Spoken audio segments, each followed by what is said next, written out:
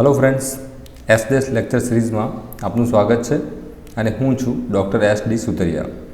આપણે વાત કરીએ છીએ BSc in chemistry, MSc chemistry, જેમાં આજે વાત કરવાની છે બીએસસી સેમેસ્ટર 6 માટે paper 601 unit number 2 metal carbonyl compounds, જે ઇનઓર્ગેનિક કેમેસ્ટ્રીમાં આવે છે। અગાઉ પણ આપણે લેક્ચર જોયેલા છે, ત્યાંથી આપણે સ્ટાર્ટ કરવાનું છે। आ सिलेबस आपेलो है आपने, तो अँ सिलेबस में मोनोन्यूक्लियर और पॉलीन्यूक्लियर आप अँ जोई शको छो। मोनोन्यूक्लियर और पॉलीन्यूक्लियर एना विषे आपणे चर्चा करेली, केमिकल प्रॉपर्टीज विषे चर्चा करेली, एमसीओ बंधन पण आपणे जोयेलुं छे मित्रों। आईडिया स्पेक्ट्रानी माहिती पण आपणे मेळवेली छे। एटले हवे ज्यारे मोनोन्यूक्लियर और पॉलीन्यूक्लियरनी वात आवे छे त्यारे पॉलीन्यूक्लियर संयोजनों आपणे आजे शीखवाना थाय छे। मोनोन्यूक्लियर मतलब एक केंद्रीय संयोजनों अने पॉलीन्यूक्लियर मीन्स बहुकेंद्रीय संयोजनों। एटले हवे आपणने बहुकेंद्रीय संयोजनों विषे चर्चा करवानी छे। तो चलो मित्रों, बहुकेंद्रीय संयोजनों में आपणा सिलेबस प्रमाणे 3 आपेला छे। बहुकेंद्रीय धातु कार्बोनिल संयोजनों Mn2CO10, Fe2CO9, CO2CO8 आप अँ जोई शको छो।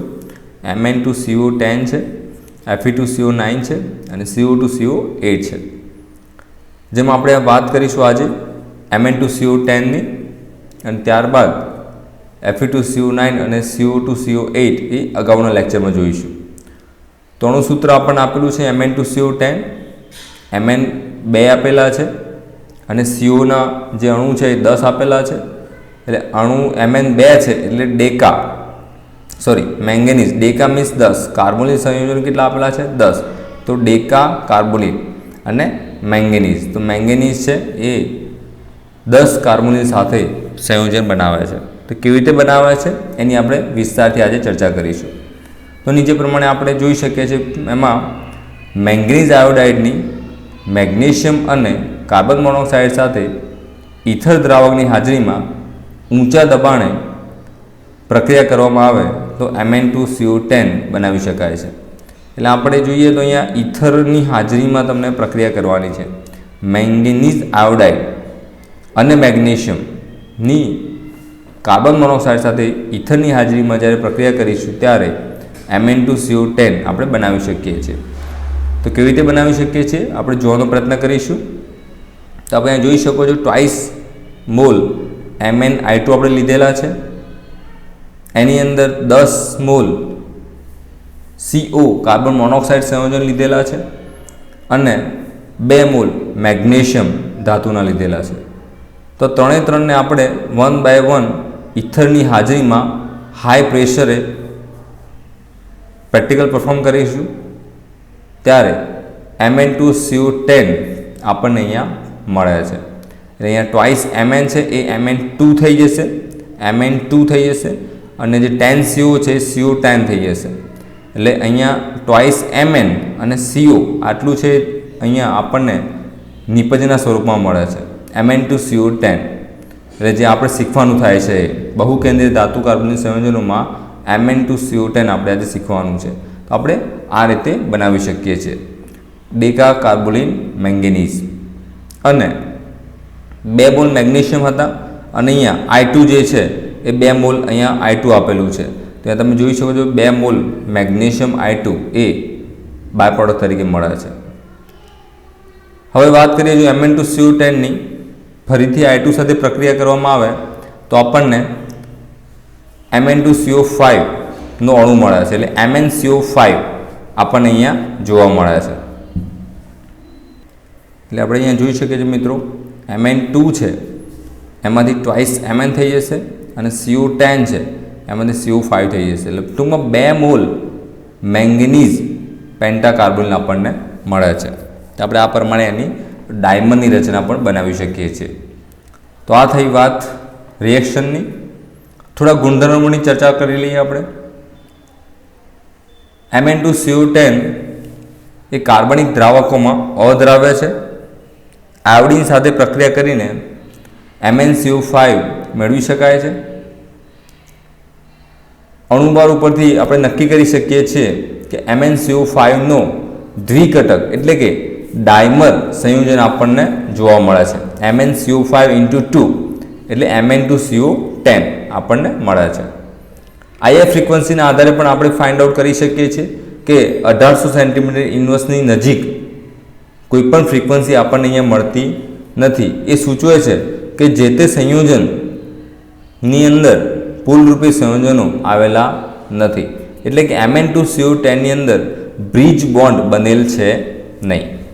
એ જ પ્રમાણે ક્ષ કિરણ પદ્ધતિની મદદથી પણ આપણે નક્કી કરી શકીએ છીએ કે MnCO10માં ધાતુ પરમાણુ વચ્ચે એક બંધ બનેલો હોવો જોઈએ. એને આપણે ધાત્વિક બંધ કહીએ છીએ. ધાતુ પરમાણુ વચ્ચે બંધ, અને એને સિમ્બોલ છે ડેલ્ટા. આપણે એને ડેલ્ટા વડે દર્શાવીએ છીએ. અહીંયા આપણે જોઈ શકીએ છીએ કે જ્યારે સંયોજન બનશે ત્યારે સંયોજનના દરેક Mn પરમાણુ Mn2 છે, એટલે દરેક Mn પરમાણુ અષ્ટફલકીય સંયોજન બનાવે છે. એટલે તમે ઇમેજ કદાચ જોઈ હશે મિત્રો. આપણે આગળ વાત કરવાના છીએ કે સ્ટ્રક્ચર છે બંને Mn ઇન્ડિવિડ્યુઅલી અષ્ટફલકીય સંકીર્ણ આપણને જોવા મળે છે. અહીંયા 6 બંધમાંથી 5 બંધ છે એ કાર્બોનિલ સમૂહ સાથે અને એક છે એ ડેલ્ટા બંધ Mn પરમાણુ સાથે બનેલો આપણને જોવા મળે છે, જે આપણે આજે શીખવાના છીએ. અણુમાં બે અષ્ટફલકીય સમૂહો એકબીજાથી 45 ડિગ્રીના ખૂણે ગોઠવાયેલા હોય છે. એ આગળ વાત કરીશું આપણે. અહીંયા તમે જોઈ શકો છો, આ ઇમેજ છે Mn2CO10. તો આ Mn નો પરમાણુ છે, આ પણ Mn નો પરમાણુ છે. તો આટલે જો પાર્ટ છે, આટલો ભાગ એ શું કહેવા માંગે છે? અષ્ટફલકીય સંયોજન બનાવે છે. અને ડેલ્ટા ધાતુ વચ્ચેના બંધ ધાત્વિક બંધથી એ જોડાયેલો હોય છે. અને તમે જોઈ શકો છો અહીંયા પાઇપ બંધ આપેલા છે, C∧O આપેલો છે, કાર્બોનિલ સમૂહ આપેલા છે, C∧O કાર્બોનિલ સમૂહ આપેલા છે. અગાઉ પણ આપણે ચર્ચા કરેલી છે. IF ફ્રીક્વન્સીના આધારે C∧O અને C∧O જે Mn2CO10 ની અંદર આપણને જોવા મળે છે. તો બંધારણની વાત કરીએ મિત્રો, તો બંધારણની અંદર સૌપ્રથમ ધરાવાવસ્થા આપેલી છે. ધરાવાવસ્થા એટલે ground state energy. Ground state energy જે છે એ Mn મેંગેનીઝ પરમાણુની આપણને જોવાની થશે. એટલે Mn જે છે એ 25 નંબરનું પરમાણુ છે, 25. તો આપણે શું કરવું પડશે? તો આપણે 25 ઇલેક્ટ્રોન અહીંયા ફિલઅપ કરવાના થશે. તો આર્ગન જે છે એ 18 ઇલેક્ટ્રોન છે, 4s કક્ષકમાં 2 ઇલેક્ટ્રોન છે, 18 ને 2 20, અને ડી કક્ષકમાં 5 ઇલેક્ટ્રોન છે, એટલે 25. તો આર્ગન 18 3d5 4s2 4p0. આ પ્રમાણે આપણે મેંગેનીઝની જે ઇલેક્ટ્રોન કન્ફિગ્યુરેશન છે એ બતાવી શકીએ છીએ. સિસ્ટમેટિક જોવાનો પ્રયત્ન કરીશું. ડીમાં 5 ઇલેક્ટ્રોન છે, એટલે ડીમાં છે 5 સેલ આવશે અને 10 ઇલેક્ટ્રોન ભરાઈ શકે. એસ ની અંદર 2 ઇલેક્ટ્રોન ફિલઅપ થઈ શકે અને પીમાં 6 ઇલેક્ટ્રોન ફિલઅપ થઈ શકે. એટલે એક સેલની અંદર 2 ઇલેક્ટ્રોન ફિલઅપ થશે. આપણે D5 6s2 છે, સોરી ઓકે. તો આપણે જોઈ શકીએ છીએ 3Dમાં 5 ઇલેક્ટ્રોન ફિલઅપ કરવાના છે, 4sમાં 2 ઇલેક્ટ્રોન ફિલઅપ કરવાના છે. તો અહીં સૌથી પહેલાં 4sમાં ઇલેક્ટ્રોન ભરાશે અને ડીમાં 5 ઇલેક્ટ્રોન ભરાશે. Mn ડી કક્ષકમાં 5 ઇલેક્ટ્રોન ધરાવે છે અને પી કક્ષક છે એ ખાલી છે, જ્યાં કોઈ પણ પ્રકારનો ઇલેક્ટ્રોન છે નહીં. જ્યારે મેંગેનીઝ ધાતુને કાર્બોનિલ સમૂહની નજીક લાવવામાં આવે છે ત્યારે એ ઉત્તેજના અનુભવે છે. ઉત્તેજિત અવસ્થાની અંદર એટલે કે ટ્રાન્ઝિશન સ્ટેટની અંદર એમાં 4s કક્ષકનો ઇલેક્ટ્રોન, અહીંયા જે 4s કક્ષકમાં જે 2 ઇલેક્ટ્રોન આપણને બતાવેલા છે એમાંથી એક ઇલેક્ટ્રોન ક્યાં જશે? 4p1માં. તો આપણે જોઈ શકો છો અહીંયા 4s1 4p1. તો ઇલેક્ટ્રોન કન્ફિગ્યુરેશન આ પ્રમાણે થશે. તો આપણે ફટાફટ એના ઇલેક્ટ્રોન ફિલઅપ કરી દઈશું. આપણને ખબર છે ડીમાં 5 ઇલેક્ટ્રોન છે, 4sમાં 2 હતા, એમાંથી એક ઇલેક્ટ્રોન અહીંયા રહેશે અને એક ટ્રાન્સફર થઈને પી કક્ષકમાં નેક્સ્ટ ઓર્બિટલમાં જશે. એટલે આ રીતે આપણને નિકલની Mnની જે છે એ તો Mn પરમાણુમાં ઇલેક્ટ્રોન આપણે અહીંયા ફિલઅપ કરેલા છે 3d5 4s1 4p1. અને હવે બંધારણ વિશે આપણે ચર્ચા કરીશું. તો જ્યારે ઉત્તેજિત અવસ્થામાં જ્યારે મેંગેનીઝ આવે છે ત્યારે કાર્બોનિલ સંયોજનો એઝ અ લિગેન્ડ તરીકે પોતાના ઇલેક્ટ્રોન યુગ્મનું દાન કરીને મેંગનીઝ ધાતુ સાથે સંયોજન બનાવે છે, એટલે કે જોડાણ બનાવે છે. તો કેવી રીતે બનાવશે? તો અહીંયા આપણને ઉત્તેજિત અવસ્થા આપેલી છે જે આપણે હાલ જ ચર્ચા કરી હતી. એની અંદર Mn2 આપેલું છે આપણને, તો આપણે 2 Mnના પરમાણુ અહીંયા લેવા પડશે. તો જે ઉપરની અવસ્થા છે એ જ અવસ્થા આપણે નીચે પણ ડ્રો કરવી પડે. તો અહીંયા તમે જોઈ શકો છો મેં બંને સાઈડ ડ્રો કરેલી છે જ્યારે બંધારણ બનાવવાનું થશે ત્યારે. અહીંયા જે આ વ્હાઇટ પટ્ટી છે એ ઓર્બિટલ જે છે 3d 4s અને 4p આ એક Mn પરમાણુ છે, અને અહીંયા 3d 4s અને 4p આ બીજો Mn પરમાણુ છે. તો બંને Mn પરમાણુની રચના જે છે સેમ એટલે એક જ સરખી હોવી જોઈએ. જે પણ તમે ઇલેક્ટ્રોન ફિલઅપ કરવાના છો અથવા તો કાર્બોનિલ સમૂહ તમે એટેચ કરવાના છો એ એક જ સરખી રીતે આપણે અંદર એટેચમેન્ટ આપવાનું છે, અને ત્યારબાદ જ આપણે એની અંદર જે સંરચના છે એ ઇઝીલી જોઈ શકીએ છીએ. તો ચલો આપણે સૌથી પહેલાં ઇલેક્ટ્રોન ફિલઅપ કરવાનો ટ્રાય કરીશું જે કાર્બોનિલ સમૂહના છે. કાર્બોનિલ સમૂહ ટોટલ 10 છે, એટલે 10 કાર્બોનિલ સમૂહ છે. એક કાર્બોનિલ સમૂહ 2 ઇલેક્ટ્રોન લઈને આવશે તો ટોટલ 20 ઇલેક્ટ્રોન થશે. એટલે 20 ઇલેક્ટ્રોન આપણને બંને Mn વચ્ચે સરખી ભાગીદારીમાં વહેંચવાના થશે. તો ચાલો મિત્રો અહીંયા જોઈશું આ જે પી કક્ષક છે એમાં તમે ધ્યાનથી જો તો અહીંયા સેલ જે ટોટલ બ્લેન્ક છે. અહીં નીચે પર તમે જોઈ શકો છો પી કક્ષકમાં જે 2 સેલ છે ટોટલ બ્લેન્ક છે. તો સૌથી પહેલાં જ કાર્બોનિલ સમૂહ ક્યાં જોડાશે?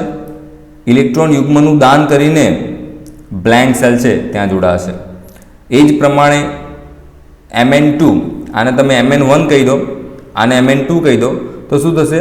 આ ફર્સ્ટ નંબરનો પરમાણુ છે, સેકન્ડ નંબર પરમાણુ છે. તો તમે ફર્સ્ટ નંબરના પરમાણુની જોડે જે પણ એપ્લાય કરો છો એ જ વસ્તુ સેકન્ડ નંબરના પરમાણુ જોડે એપ્લાય કરવાની થશે. તો એક કાર્બોનિલ સમૂહ આપણે Mn1માં એટેચમેન્ટ આપ્યું છે, તો એનો જ કાર્બોનિલ સમૂહ એટલે કે સેમ સિચ્યુએશનમાં Mn2 પરમાણુ જોડે પણ આપણે કરવો પડશે. ફરીથી એક કાર્બોનિલ સમૂહ આપણે અહીં એટેચમેન્ટ આપ્યું છે, તો તમે જોઈ શકો છો કે ટોટલ સેલ બ્લેન્ક હશે તો ઇઝીલી ઇલેક્ટ્રોન યુગ્મનું દાન એ મેંગેનીઝ ધાતુ સ્વીકારશે. પણ જ્યારે એક અનપેડ ઇલેક્ટ્રોન હશે, હવે તમે ધ્યાનથી જો તો બધા જ ઇલેક્ટ્રોન અનપેડ છે 1 2 3 4 5 6 and 7. તો સાથે સાથ જે સેલ છે એ બધામાં એક એક અનપેડ ઇલેક્ટ્રોન છે. એટલે હવે આપણે કાર્બોનિલ સમૂહનો ઇલેક્ટ્રોન યુગ્મ સીધું ડોનેટ કરી શકતા નથી. તો હવે શું કરવું પડશે? તો જે પણ ઇલેક્ટ્રોન આપણે ડોનેટ કરવાનો છે એ સિસ્ટમેટિક આપણને ડોનેટ કરવાનો થશે. તો આ પ્રમાણે આપણે એક ઇલેક્ટ્રોન દાન કરીશું. અહીંયા કાર્બોનિલ સમૂહ તમે ધ્યાનથી જુઓ સી ટ્રિપલ બોન્ડો બતાવેલું છે કારણ કે એને બંને ઇલેક્ટ્રોન યુગ્મનું દાન કરેલું છે. અહીંયા ફક્ત એક જ ઇલેક્ટ્રોનનું દાન કરેલું છે, એટલે સી ડબલ બોન્ડ સીના ફોર્મમાં આપણે બતાવેલો છે. એનો મતલબ એવો થશે કે અહીંયા હજુ પણ એક ઇલેક્ટ્રોન આ કાર્બોનિલ સમૂહ સાથે જોડાયેલો છે, અને એ નેક્સ્ટ જે ઓર્બિટલ છે એની અંદર આપણે ડોનેટ કરવાનો થશે. એટલે જો હું આ રીતે અહીંયા ઓપ્શન બતાવું છું તો એની જ વસ્તુ મારે શું કરવું પડશે? યસ, Mn2 જે પરમાણુ છે એની જોડે પણ ડોનેટ કરવું પડશે.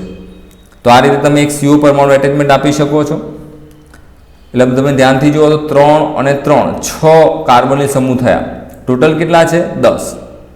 પણ આપણે અગાઉ વાત કરેલી કે ધાતુ પરમાણુ વચ્ચે બંધ બનેલો હોય છે, ધાત્વિક બંધ.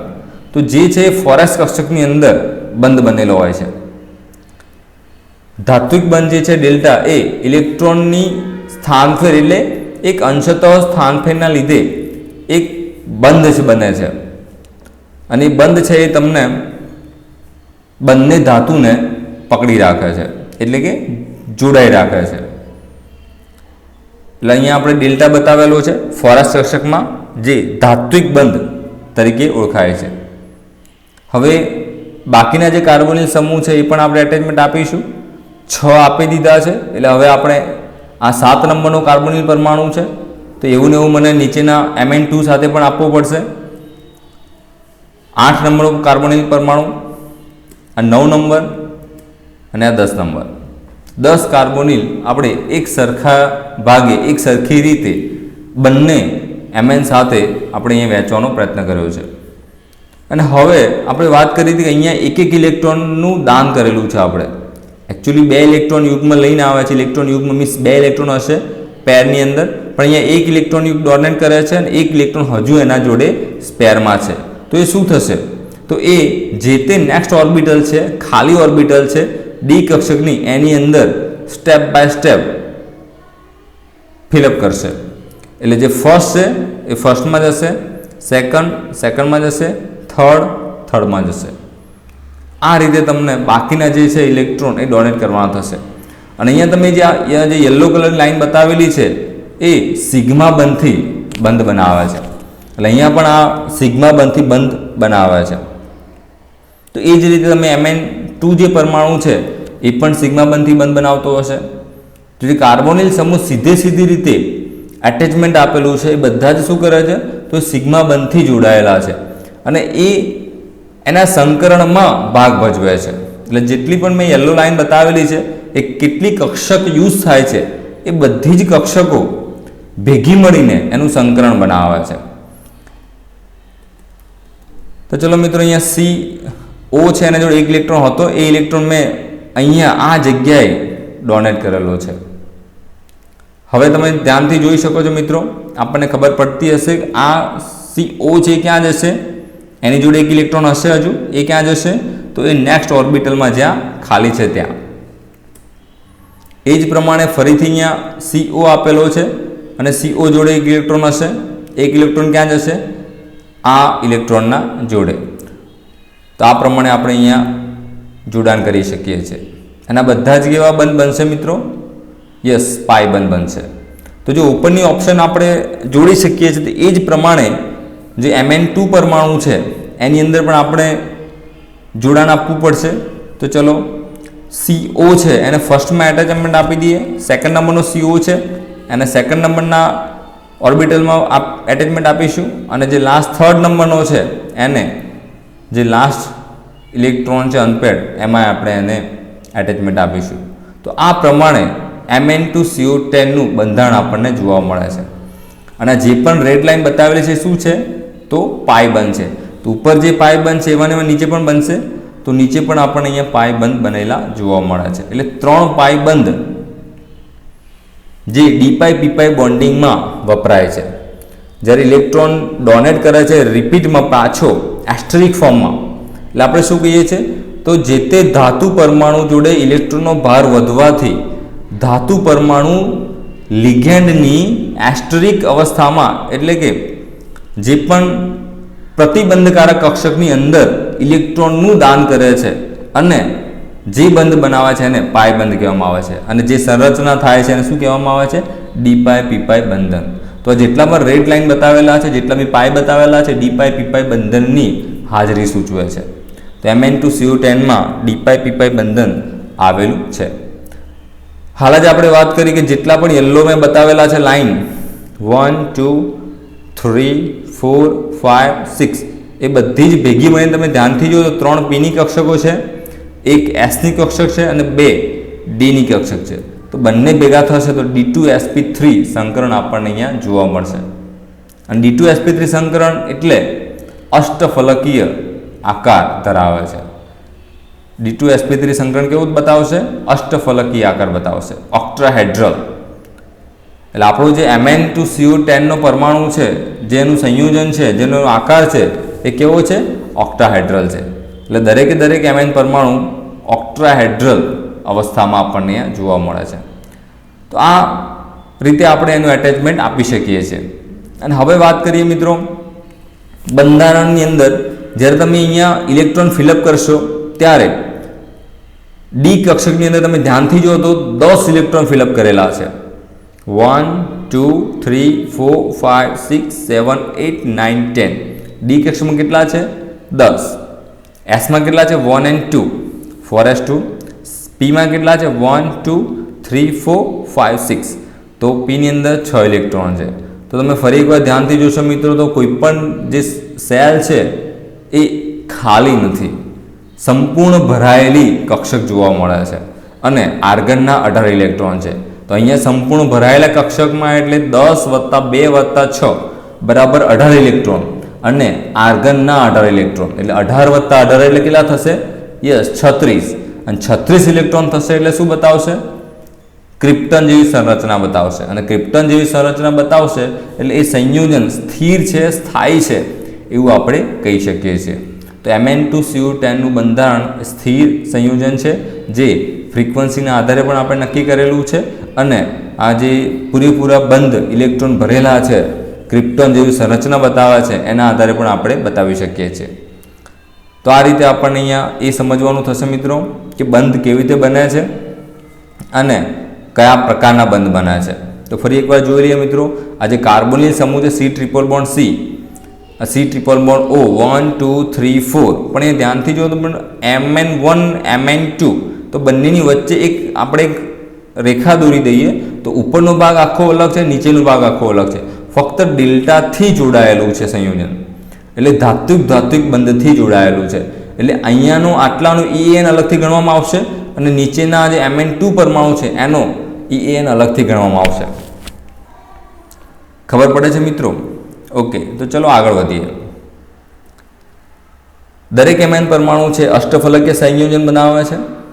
6માંથી જે 5 બંધ છે કાર્બોનિલ સમૂહના, એમાંથી એક છે એ ડેલ્ટા મેંગનીઝ વચ્ચે આવેલો છે, ધાત્વિક બંધ. અષ્ટફલકીય સંકુળો જે છે 45 ડિગ્રીના ખૂણે આવેલા છે, જે આપણે હાલ જ સ્ટ્રક્ચરની અંદર જોયેલું. કાર્બોનિલ લિગેન્ડ પાસેથી મળતા ઇલેક્ટ્રોન એ ત્યાં તમે જોઈ શકો છો. આપણા જોડે 10 કાર્બોનિલ છે, તો 10 કાર્બોનિલ છે, દરેક જોડે 2 ઇલેક્ટ્રોન છે, એટલે 20 ઇલેક્ટ્રોન થશે. અને 20 ઇલેક્ટ્રોન છે બંને જોડે વહેંચીને સંયોજન બનાવે છે, એટલે 20/2 બરાબર 10 ઇલેક્ટ્રોન. એટલે કે દરેક Mn પરમાણુ સાથે એટલે કે જોડે 10 ઇલેક્ટ્રોન કાર્બોનિલ સમૂહના હોવા જોઈએ, અને જે ડોનેટ કરે છે. એટલે કે આ 3 ઇલેક્ટ્રોન પૈકી જે ડોટેડ લાઇન બતાવેલી હતી આપણે રેડ લાઇનથી, એ બેક ડોનેશન બતાવે છે. એ પાય સ્ટારની એસ્ટરિક ફોર્મમાં તમને એ ઇલેક્ટ્રોનનું દાન કરે છે, એટલે એ બેક ડોનેશન તરીકે ઓળખાય છે. આપણે EAN ગણતા એકવાર ચેક કરી લઈએ મિત્રો. Mn2Cu10, Mn2Cu10નું EAN જે છે એ આપણે આ પ્રમાણે કેલ્ક્યુલેશન કરી શકીએ છીએ. તો મિત્રો અહીંયા Mn જે પરમાણુ છે એ Mnનો પરમાણુ ક્રમાંક 25 છે, એટલે 1 × 25, એટલે એક Mnની ગણતરી કરી રહ્યા છે એટલે 1, અને 25 એનો પરમાણુ ક્રમાંક છે, એટલે ટોટલ 25 ઇલેક્ટ્રોન થશે. એ જ રીતે કાર્બોનિલ સમૂહ છે, એક Mn પરમાણુ જોડે 5 કાર્બોનિલ સમૂહ છે, અને 2 Mn જોડે કેટલા છે? 10 કાર્બોનિલ સમૂહ છે. તો આપણે એકની જ ગણતરી કેલ્ક્યુલેશનમાં લેવાની થશે. તો 5 × CO, એટલે CO જે છે દરેક 2 ઇલેક્ટ્રોન લઈને આવે છે, તો 5 × 2 બરાબર 10 ઇલેક્ટ્રોન. તો અહીંયા 25 ઇલેક્ટ્રોન Mnના હતા, 10 ઇલેક્ટ્રોન એ કાર્બોનિલ સમૂહે આપેલા ઇલેક્ટ્રોન છે, અને એક જે છે ડેલ્ટા બંધ બને છે, એટલે કે ધાત્વિક બંધ બને છે સંયોજનમાં, એટલે એનો 1 ઇલેક્ટ્રોન આપણા જોડે આવશે, એટલે 1 ઇલેક્ટ્રોન. તો 25 + 10 + 1 બરાબર 36 ઇલેક્ટ્રોન. અને 36 ઇલેક્ટ્રોન શું કહેવા માંગે છે? યસ, ક્રિપ્ટન જેવી સંયોજન એટલે કે સંરચના મળે છે, અને એના આધારે કહી શકાય કે ખૂબ જ સ્થિર સંયોજન છે. આ સિજ્વિક નામના એક સાયન્ટિસ્ટ હતા, એમના કહેવા પ્રમાણે Mn2Cu10 છે એ સંકીર્ણ EAN નિષ્ક્રિય વાયુની સંરચનાને મળતો આવે છે, તેથી ખૂબ જ સ્થાયી સંયોજન બનાવે છે, એટલે ખૂબ જ સ્થાયી સંકીર્ણ બનાવે છે. અને દરેક Mn પરમાણુ જે છે અષ્ટફલકીય સંયોજન આપણને જોવા મળે છે. તો આ પ્રમાણે આપણે Mn2Cu10ની ચર્ચા કરી શકીએ છીએ, જેની અંદર C ટ્રિપલ બોન્ડ C છે, IF ફ્રીક્વન્સીની અંદર 2150ની આજુબાજુ તમને મળવાપાત્ર થશે, અને જે C ડબલ બોન્ડ O છે એ 2000ની આસપાસની ફ્રીક્વન્સી આપણને જોવા મળે છે. ટૂંકમાં 1850ની આજુબાજુ અથવા તો 1800ની આજુબાજુ એક પણ ફ્રીક્વન્સી જોવા મળતી નથી. એટલે Mn2CO10ની અંદર કોઈ પણ પ્રકારનો બ્રિજ બોન્ડ આવેલો છે નહીં, જે આપણે સ્ટ્રક્ચરમાં પણ એકવાર ચેક કરેલું. અહીંયા જોઈ શકો છો મિત્રો, ફરી એકવાર સ્ટ્રક્ચર આપણે ચેક કરીશું. તો સ્ટ્રક્ચરમાં તમે ધ્યાનથી જુઓ તો C triple bond O, C triple bond O, same situation નીચે આપેલી છે, C triple bond O, C triple bond O. એ જ રીતે અહીંયા વાત કરીશું C double bond O, C double bond O, C double bond O, જે પાઈ બંધથી જોડાયેલા છે. આ એક પાઈ બંધ, આ બે પાઈ બંધ અને આ ત્રણ પાઈ બંધ. એ જ પ્રમાણે બીજા Mnની વાત કરીએ તેમાં પણ C ડબલ બોન્ડ O પાઈબંધથી જોડેલો છે, C ડબલ બોન્ડ O પાઈબંધથી જોડેલો છે અને C ડબલ બોન્ડ O એ પણ પાઈબંધની જોડેલો છે. પણ ક્યાંય પણ આપણને બ્રિજ બોન્ડ એટલે કે પુલરૂપી સંયોજનો જોવા મળતા નથી. એટલે આપણે કહી શકીએ કે Mn2CO10ની અંદર કોઈ પણ પ્રકારનો બ્રિજ બંધ આવેલો છે નહીં, અને જે ફ્રીક્વન્સીના આધારે આપણે નક્કી કરી શકીએ છીએ. ફરી એકવાર મિત્રો ચેક કરી લઈશું આપણે Mn2CO10, Mn1, Mn2,